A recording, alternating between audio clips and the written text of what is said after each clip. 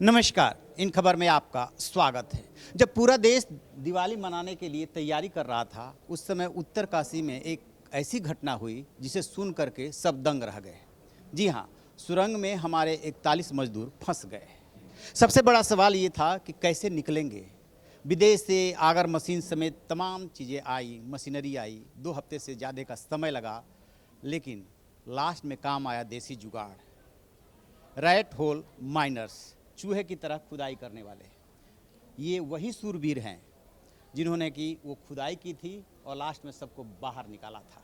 इन्हीं से हम मिलेंगे, बात करेंगे और जानेंगे कि कैसा वो अनुभव था, कैसे आपने खुदाई की थी और जो आपने काम किया उसका सम्मान देश ने दिया, सरकारों ने दिया या नहीं दिया। बताइए, आपका क्या नाम है? मोहम्मद राशिद। कैसे खुदाई किए थे लास्ट में, कैसे आप लोगों को खबर मिली, कब पहुँचे, कितना घंटा लगा? सर ये हमारी हेड है, ये बताएं। आप बताइए। आपका शुभ नाम? सर मेरा नाम वकील हसन रंगरेज है और मैं श्री राम कॉलोनी खजूरी खास दिल्ली 94 से ताल्लुक़ रखता हूँ। कब आप लोगों को मैसेज मिला कि ऐसे ऐसे आपको पहुंचना है? सर दरअसल हम लोग सारे लोग एक बहुत बैकग्राउंड से मतलब गरीब परिवार से ताल्लुक़ रखते हैं और ये जो काम हो रहा था जैसे उत्तरकाशी का जो ये लोग फंसे हुए थे, तो इस काम में मैं देख रहा था टीवी पे, लेकिन कभी हमें गुमान नहीं था कि हम वहाँ जाएंगे और इस काम को करेंगे। तो देखते देखते ऐसा होता है सर कि हमारे ये अशोक जी हैं, इन्होंने मुझे कॉल किया कि भाई वहाँ पर 41 लोग फंसे हुए हैं और तुम्हारी टीम को आप 1 घंटे के अंदर अरेंज करो और निकलना है। 1 घंटा बहुत कम होता है, अमूमन से हमें 2 4 5 दिन का टाइम मिलता है टीम तैयार करने के लिए, सामान के लिए। ये बहुत बड़ा टास्क था उस टाइम। तो हमने जब इन्होंने बोला तो मैंने फिर मेरा जो पार्टनर है और दोस्त है मुन्ना कुरैशी, मैंने उनको कॉल किया कि मुन्ना भाई ये सिचुएशन आ पड़ी कर यार, बहुत बड़ा अपने देश के लिए भी कुछ करने का वो है मौका और इसे करना है। उस वक्त ऐसा लग रहा था जैसे ईश्वर हमारे साथ है, बिल्कुल जैसे हम सोच रहे थे, हम चाह रहे थे कि हमने जहाँ भी कॉल किया, इसने यूपी, मैंने दिल्ली, मैंने यूपी, फिर इसने आप लोग इकट्ठे हुए फिर पहुंचे वहाँ? हाँ फिर पहुँचे वहाँ पे। फिर कितने दिन लगे और कैसे खुदाई की थी, क्योंकि उसमें वहाँ तक तो घुसना ही मुश्किल था, पहुंचना ही मुश्किल था। बिल्कुल पहुँचना मुश्किल था क्योंकि ऑगर वो अटक चुका था वहाँ पे। जब ऑगर मशीन वहाँ से निकाल गई फिर हमारा काम शुरू हुआ था वहाँ पे। तो हमारे लड़कों ने अंदर घुस के जो उसके अंदर सरिया था, गाटर था, जो भी है। तो आप लोग को ये एक्सपीरियंस कहाँ से मिला कि ऐसे चूहे की तरह खुदाई की जाती? सर ये हम लोग काम करता है, कोई 15 साल से काम कर रहा है, कोई 20 साल से काम कर रहा है, कोई 10 साल से काम कर रहा है। तो हमें एक्सपीरियंस की तो पहले से एक्सपीरियंस थे हम इस काम में पारंगत थे। जी हाँ। अब इंजीनियर साहब से पूछते हैं कि आप टीम लेकर के जब वहाँ पहुँचे और वहाँ का नज़ारा देखा तो क्या आपके मन में आया? सर देखिए, सबसे पहले ये जो टीम है हमारे साथ ऑलरेडी 2 साल ब्रिजन रूफ में काम कर चुकी है। तो ये जो टीम है, ये जो प्रोसेस है अभी आप जो रेट माइनर्स कर रहे हैं, ऑलरेडी हमने क्लैरिफाई कर दिया है। रेट माइनिंग नहीं है, ये है manual jacking, manual pipe jacking है जो अप्रूव्ड मेथोडोलॉजी के अकॉर्डिंग काम करती है। तो ये टीम करीब बहुत सालों से काम करती है। जो इंडिया में ये काम होता है सीवर डालने का और पानी की लाइनें डालने का अंडरग्राउंड शहर के बीचों बीच ट्रेंचलेस टेक्नोलॉजी से काम होता है, जो कि कभी ऑगर से होता है, कहीं एचडीडी से होता है, ये होता है मैनुअल पाइप जैकिंग से। तो ये टीम काफ़ी एक्सपर्ट थी, इन्होंने कहीं काफ़ी मुश्किल हालात में देहरादून में हमको काम निकाल के दिया था। तो हमने तुरंत इनको ही अप्रोच किया और वहाँ भी हमने बोल दिया, जब 12 तारीख को 13 तारीख को टनल का कोलैप्स हुआ था, 13 को जब हमने उनको प्रपोज किया कि ये मेथोडोलॉजी है और इसके अकॉर्डिंग हम जाके उनको लेके आ सकते हैं पाइप के अंदर से, तो उन्होंने पाइप भी प्रोक्योर किया। बट मीनवाइल टाइम को इम्पोर्टेंस और मशीन की प्रायोरिटीज़ देखते हुए उन्होंने मशीन को डेप्यूट किया, लेकिन अंत में मौका भगवान ने दिया और इन्होंने ये काम कर दिखाया। कितनी दूरी आप लोगों को वो खुदाई करनी थी? जो बैलेंस था वो 12 से 13 मीटर था। अब इसमें क्या था कि सर जो ऑगर जो मशीन था वो पुल बैक और आगे भी पुश नहीं हो सकता था, तो वो अटका हुआ था। उसको निकालने में, उसका हेड जो 200 किलो का भारी था, उसको निकालने में ही 6 से 7 घंटे लग गए। वहाँ 1-1.5 मीटर की प्रोग्रेस आई थी और बाकी फिर बंदे हमने इनको एक्चुअली भेजा था कि आप 4-4 करके 8-8 घंटे की टीम तैयार रखना, बाकी लेबर्स उधर से मिलेगी, तुम ये दिमाग में रखना। बट इनका जोश और जुनून वो था कि इन्होंने 24 घंटे सबने जग के काम किया और वो लास्ट वाला भी बाकी के 16 घंटों में 10-11 मीटर जो बच रहा था निकाल दिया इन्होंने। निकाल दिया। तो ऐसे कितने लोग आए होंगे देश भर से, क्योंकि आप लोग दिल्ली से गए थे और कोई यूपी से भी आए थे, बहुत सारे लोग और स्टेट से भी आए थे। कितने लोग एक साथ वहाँ काम कर रहे हैं? नहीं, हमारे जो टीम थी वो सर 12 लोगों की टीम थी, जिसमें 6 दिल्ली के हैं और 6 यूपी के हैं, बुलंदशहर वगैरह के। और बाकी जो अदर टेक्नोलॉजीज जो लाना चाह रहे थे, कभी वर्टिकल बोरिंग, कभी खुदाई करके वगैरह वगैरह जो इन्होंने सोचे थे, उसकी अलग टीम थी। ये 12 लोग काम कर रहे थे। आपका कैसा एक्सपीरियंस रहा? क्या नाम है आपका? मोहम्मद इरशाद अंसारी। कैसा एक्सपीरियंस रहा? क्या लग रहा था उस समय? कैसे बचा सकते हैं? बचाने वाला बहुत बड़ा होता है, इसीलिए डॉक्टरों को भगवान कहा गया। आप लोगों ने भी जान बचाई, तो उस वक्त तो आप लोग का वही स्वरूप था। वो कहते हैं ना, मारने वाले से बड़ा तो बचाने वालों ने। इंसान की कोई हिम्मत नहीं जो बचाया, हमने नहीं बचाया। ये ऊपर वाले की ही मर्जी थी, जो हमारे हाथ से ये पुण्य का काम हो गया, जो आज समाज में इतनी इज्जत मिल रही है हमें। हमें बहुत अच्छा लग रहा है, जो आज बड़े बड़े लोगों में भी जा रहे हैं, बुला रहे हैं हमें।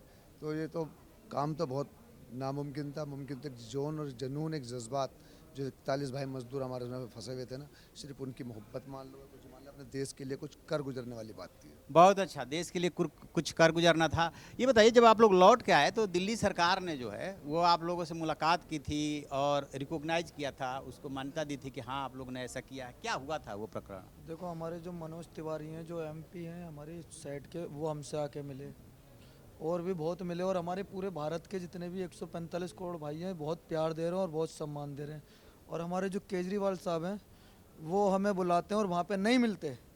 और कौन थे वो जो हमें मिले थे वहाँ? दिलीप पांडे जी।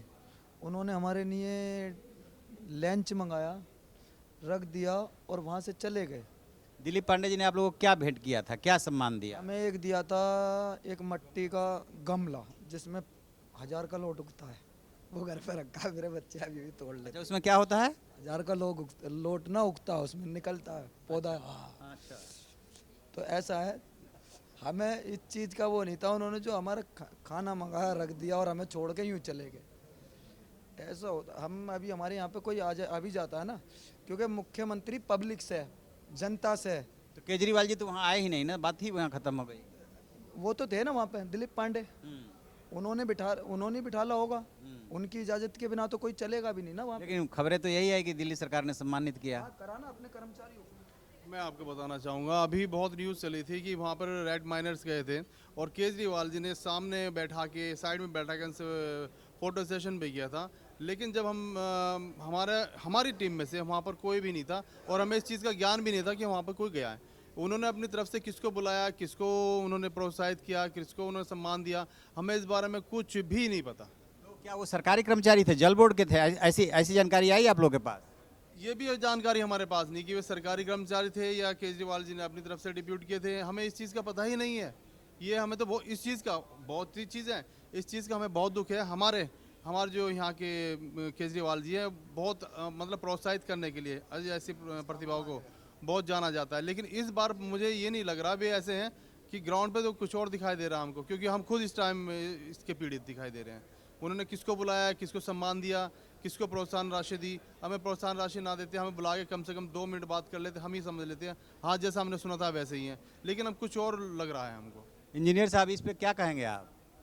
सर, इस पे हम कुछ नहीं कह सकते। जो घटना है इनकी मौजूद में थी, मैं वहाँ एब्सेंट था, मुझे नहीं पता इस। अच्छा, आप लोग अलग अलग ऑर्गेनाइजेशन, प्राइवेट ऑर्गेनाइजेशन में काम करते हैं, ऐसा कुछ है?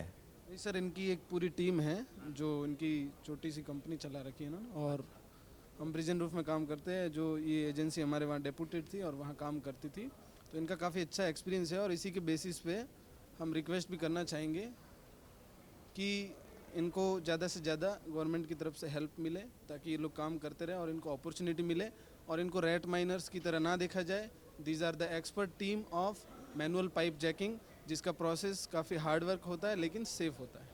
तो आप लोगों को मैसेज कहाँ से मिला? चलिए मान लिया कि वहाँ पहुँचना है, आप अपना काम करते हैं, आप लोग एक्सपर्ट हैं, आपको उतना ही सम्मान मिलना चाहिए, आप लोगों ने तो इतना अच्छा काम किया। मैसेज कहाँ से मिला कि आप लोग वहाँ पहुँचिए? सर, मैसेज मेरी तरफ से ही गया था इनको, और मेरा आपको कहाँ से मैसेज आया? मेरा RVNL में भूपेंद्र सिंह हैं, DGM साहब, उनकी तरफ से, और NHIDCL जो टनल बना रही है उसमें भी मेरे दोस्त हैं, तो उनकी तरफ से। हम लोग साथ में ही उधर देहरादून में जब काम करते हैं तो जानते हैं एक दूसरे को, तो उन्हीं की तरफ से। वहीं से मैसेज आया था, तब जा करके आप लोग यहाँ से एक साथ पहुँचे थे वहाँ पे। आपका कैसा एक्सपीरियंस रहा? क्या नाम है? मेरा नाम मोहम्मद नसीम है।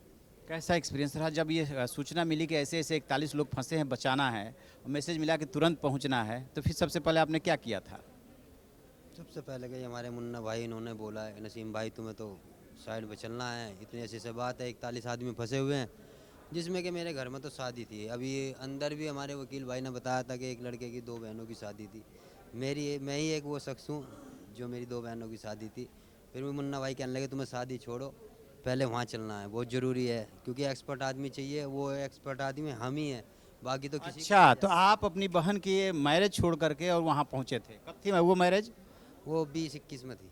उसकी तैयारियों में लगे हुए थे और इसी बीच में आपको जाना पड़ा, फिर क्या हुआ? तो वहाँ तब तक फ्री हो गए थे कि आए थे तो यहाँ सब कुछ संपन्न हो चुका था? नहीं, वो तो बाकी तो सब घर वालों ने, भाई ने, बाप ने, मैंने सब।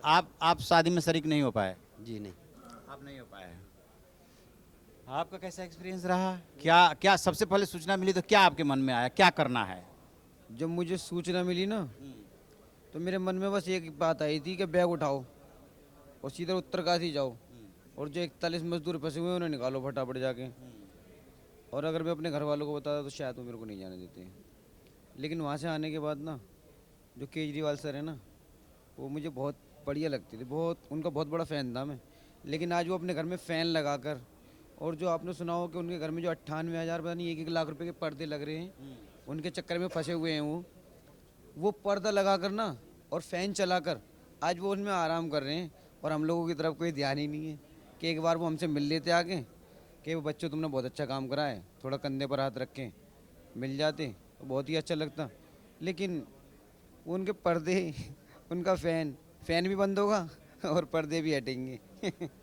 चलिए, तो देखिए, आप लोगों ने सुना सुरंग के सुरवीरों का अनुभव, किस तरीके से जब इन्हें सूचना मिली कि आपको वहाँ पे पहुँचना है, खुदाई करनी है, लोगों की जान बचानी है, तो ये अपनी बहन की शादी छोड़ करके और लोग अपना ज़रूरी काम छोड़ करके वहाँ पहुँचे थे। और एक अंदर से आवाज़ आई थी कि हर हाल में आपको वहाँ पहुँचना है, लोगों की जान बचानी है। इन्होंने पहुँचे वहाँ पे, लोगों की जान बचाई और बहुत जोश खरोश में काम किया था। ये बात अलग है कि हमारा सिस्टम ऐसा है कि काम कोई और करता है, सम्मान किसी और को मिलता है, उसका इन लोगों को काफ़ी दुख है और ये दर्द भी है कहीं ना कहीं। खैर, हम इन्हें सलाम करते हैं क्योंकि ये सुरंग के सुरवीर हैं।